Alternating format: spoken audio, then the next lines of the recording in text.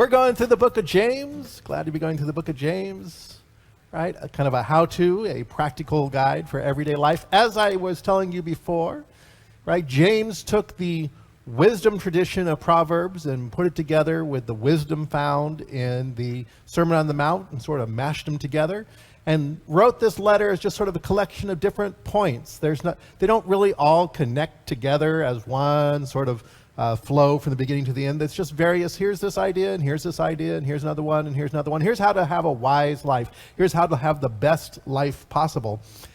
And lucky you, this is a good Sunday to be here because the next point that James makes in his book is only 2 verses long, so you're getting out early. I mean, right? It's just like, this is a good Sunday to be here.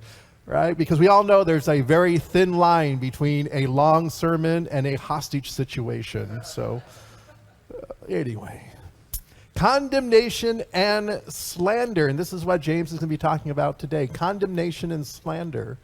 So let's take a look at it. The power of a lie. I want to talk about a little bit of difference between those of us who it's our job to critique people as opposed to complete slander. Now, my job, I train interpreters. And apparently I have this reputation of being very intimidating. There's this rumor that I have this Medusa-like stare that if I even glance over at a student while they're interpreting, they will immediately freeze and not be able to interpret anymore. They're just like everything they ever learned just suddenly gone. Okay. Right, they're for some reason they're afraid of me, they're intimidated by me and all that kind of stuff. They've heard horrible rumors about me. Most of them I started, but I'll tell you a true story. I was at the Orange County Fair. How many people have been at the Orange County Fair during the summer? You know the big hypnotist show? The big hypnotist show, right? Okay, they have the hypnotist out there, and usually there's an interpreter up there interpreting away. And one day I'm just kind of walking by, no big deal going, right? Everything's cool. I'm just kind of walking by, and I notice there's an interpreter up there, and I'm way, way, way in the back. I'm not even in the audience. I'm standing behind the audience, and I just look to see who it is, to see if I knew the interpreter, right? And I look up, and it's one of my formal students, right? I just kind of look up, and the student made eye contact with me and immediately froze. It was kind of funny because it looked something like this. Because she was up there, she's like, she's having a great time, and it's like, huh.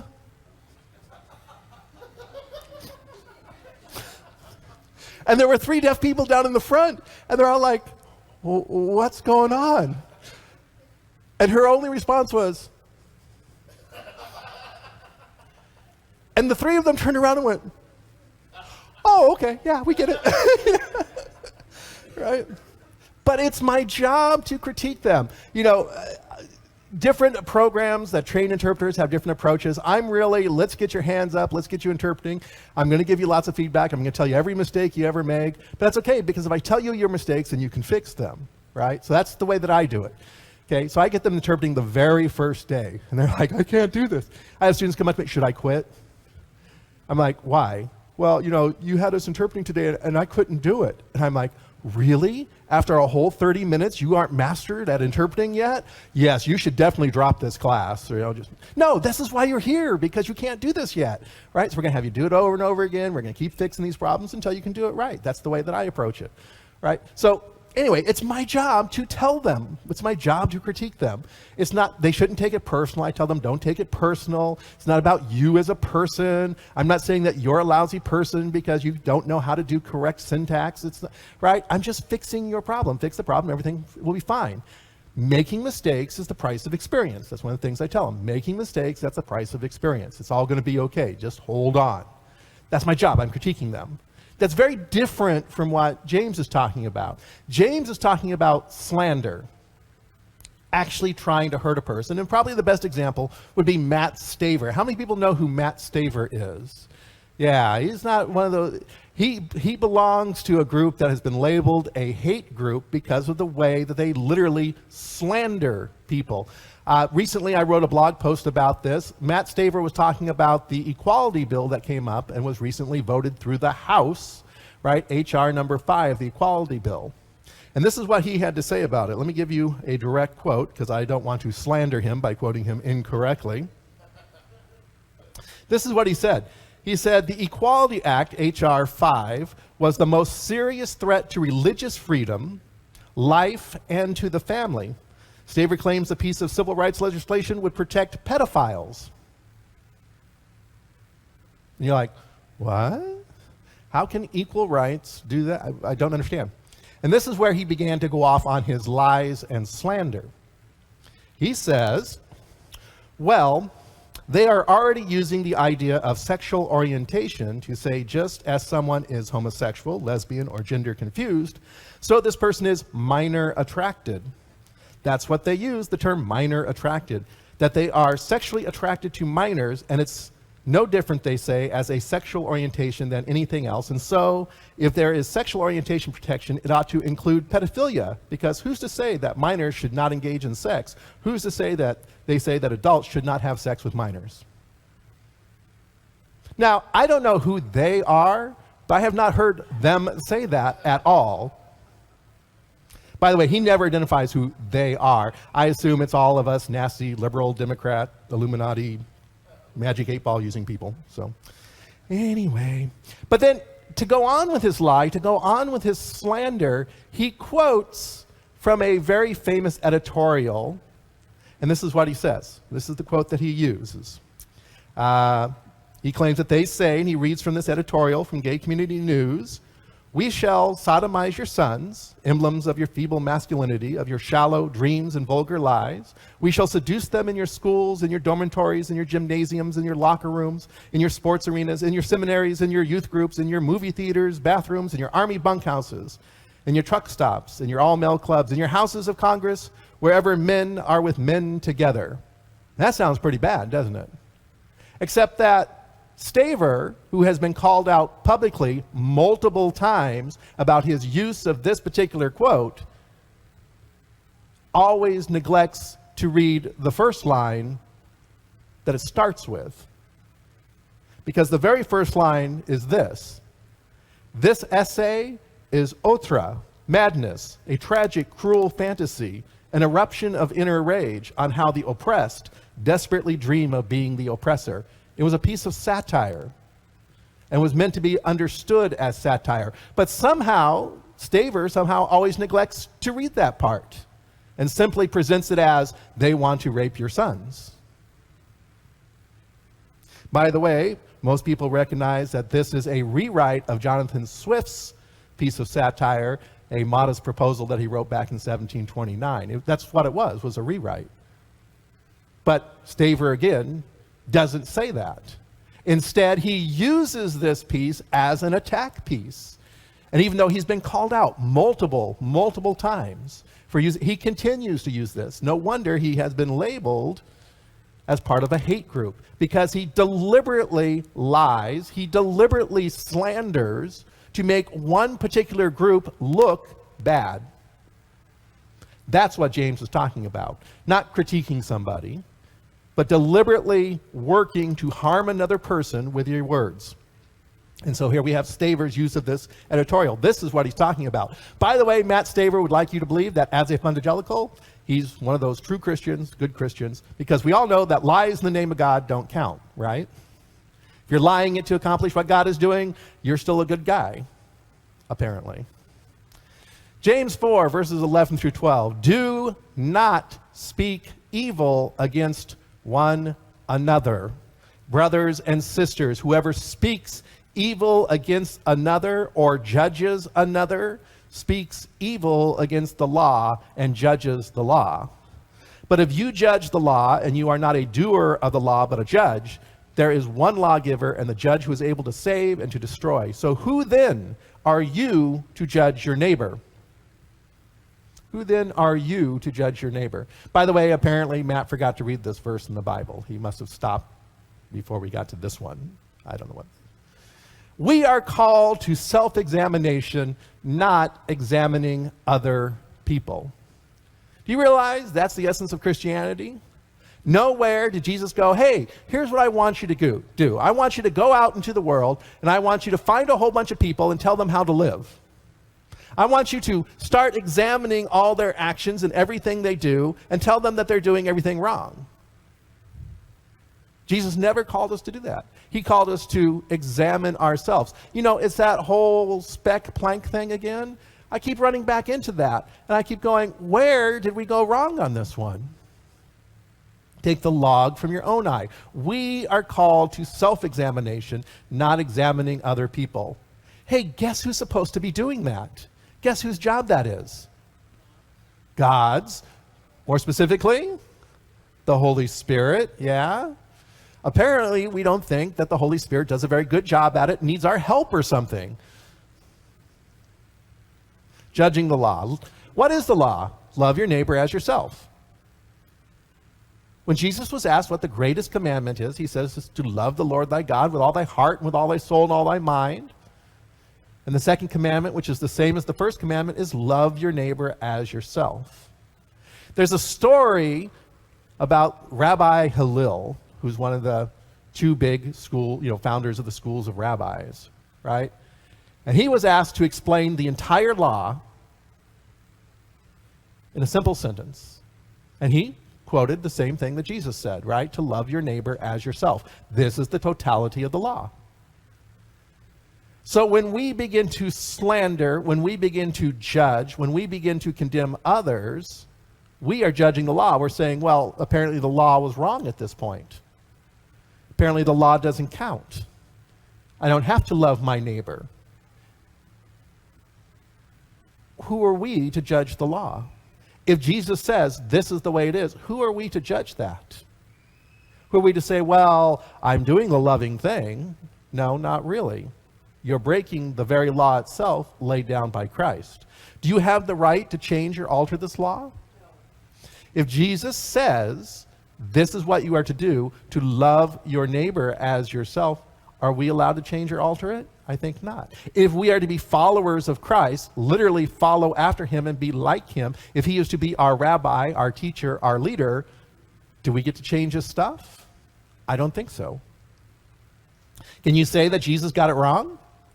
Well, Jesus was a great guy. I mean, God incarnate, did all this terrific stuff, but, he was wrong at this point. So we're just going to skip that and we're going to do it our way. This is what James is saying. Who are you to judge the law? There's only one lawgiver, and who are you to judge him? Jesus got it right the first time. Do not slander. Do not speak evil against other people. Do not seek to harm other people. Imagine a basketball game with 30,000 coaches and no players. I feel like that sometimes. Have you ever noticed that we are really great about speaking poorly about other people? I mean, I grew up in a family that watched a lot of sports on television. And I can remember, after Thanksgiving, while all the ladies were in the kitchen cleaning, all the gentlemen would be out watching football. And there would be at least, I would say, 20 or more highly skilled quarterbacks and coaches sitting in the living room explaining exactly the way the game should have been played and why the quarterback messed it up and why the coach messed it up and why every player messed it up and did not do what, because apparently they all knew better, right? Is this what our life has become? That all we do is go around and decide how everybody else has messed up their life, and we're all involved in just fixing them instead of fixing us? Too many armchair quarterbacks. Let me tell you what he should have done. He should have done a lateral pass. Why didn't he do it? I know you're all amazed I even know what a lateral pass is.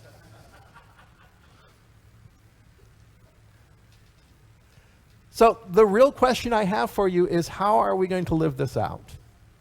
How do we avoid slandering others? Well, one way, you can always follow what my great-grandmother said. If you can't say something nice, don't say anything at all.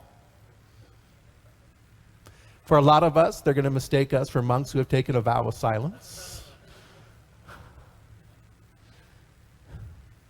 That's one way to do it. There's an old saying about, every time you say something, there are 3 gates that saying must pass through. The first one is it true? Matt Staver deliberately lies. Deliberately lies. And it gets kind of old to have people who deliberately lie to you and misrepresent the truth. So before we say anything about anybody, we should probably ask, is it true? Do I actually, is what I'm saying true? We hear lots of rumors. Like I said, I started a lot of the rumors about myself, right, to scare the heck out of my students before they ever walk in the room. Shh, don't tell anybody, right? You know? Right? But is it true? Or are we just passing along something that we're unsure of? If you don't know if it's true, then you shouldn't even be saying it. Is it necessary to say? Do I really need to say that? Why do I need to say this? I mean, I know we live in the Twitterverse, and you know, I would have mentioned the National Enquirer, but there's young people in the room and they have no idea what it is, right? But we live, you know, in this world that loves to share gossip, and gossip spreads like wildfire, especially about every celebrity out there. But is it necessary to share this gossip? Do we really need to share it? And finally, is it kind? Is it kind to share this? Imagine if how the world would change if everything we spoke were true, if everything we spoke were truly necessary to say, if everything we spoke was kind. The world would be a very, very different place. There was a teacher, and she went up to the blackboard and she wrote this out. It was in an elementary school classroom. They probably wrote it out right after they sang, "Let there be peace on earth." And she wrote this out. And all the students began to giggle and laugh. And she said, "Well, what's wrong?" And they quickly pointed out what? I'm sure you've already noticed. Mr. Bump? The first one's wrong! Right? For those of you who didn't notice that, Mr. Bump will be teaching elementary math after class. I understand you can earn bump bucks if you do well.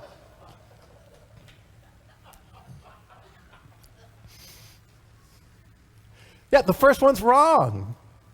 But she made a point to her students. She said, you know, you all focused on the one that was wrong and did not realize that I had done 9 things correctly. Maybe we need to reorientate our thinking. Try to actually look for what everybody's doing right and stop focusing on what everybody's doing wrong.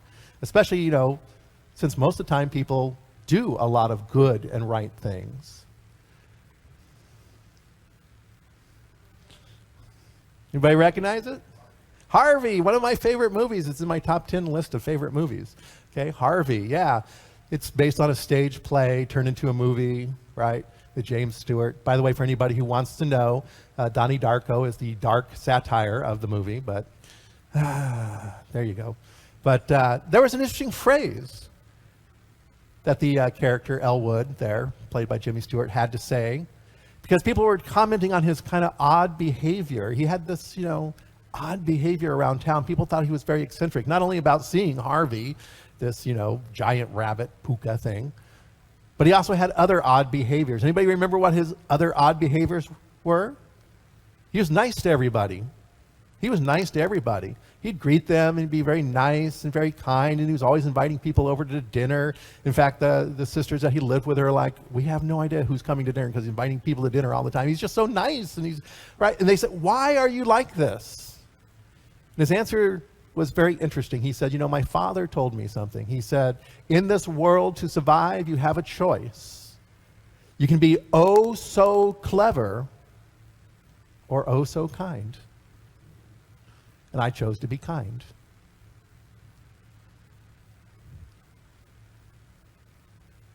What if we all chose simply to be kind to one another? Would the world change? Would things be different? If we simply said, you know, when I go out, I want to speak kindness. Today, John is here. We're also blessed very often with Tony. I got to tell you, if there is any one individual in this world that I believe has mastered this skill of being oh so kind, it's Tony. I have never heard Tony ever say something negative about another human being in my entire life, and I admire him for that. I'm like, how do you manage to do that? Wow, you really got this one right. Because no matter what, he will come up to you and he will find the one good thing you did that day I mean, you could have made 100 mistakes, but he will have noticed the one good thing that you did that day and will compliment you on that, and it will change your day. If I have to say, when you're looking for Christ-like character in other people, I can see that in him. I'm like going, ooh, Tony has mastered kindness. He's got it. He's mastered that one. Wow. What a great guy. So I'm not the person you look to when it comes to always speaking kindly of others. I am not the example for that. All right? That one's not me. Okay? So when you really need to work on this one, pull Tony aside and say, Tony, how do you do this? Because you figured this one out. Okay? Tony is the person that I'm looking to. Tony is the person I admire for this. Okay? So don't imitate me. Don't follow me as I'm following Christ on this one, because I haven't gotten this one right yet. Okay? But definitely follow Tony as he follows Christ on this one, because he's got this one right. Is it true? Is it necessary? Is it kind? Look for what people are doing right, rather than the things that they're always doing wrong. Okay? Be oh so clever or oh so kind. Pick kindness. We are one in Christ. We are one in God. We are one in unity. We are one in truth. We are one in faith. We are one eternally. Everyone is welcome here. Everyone is welcome here.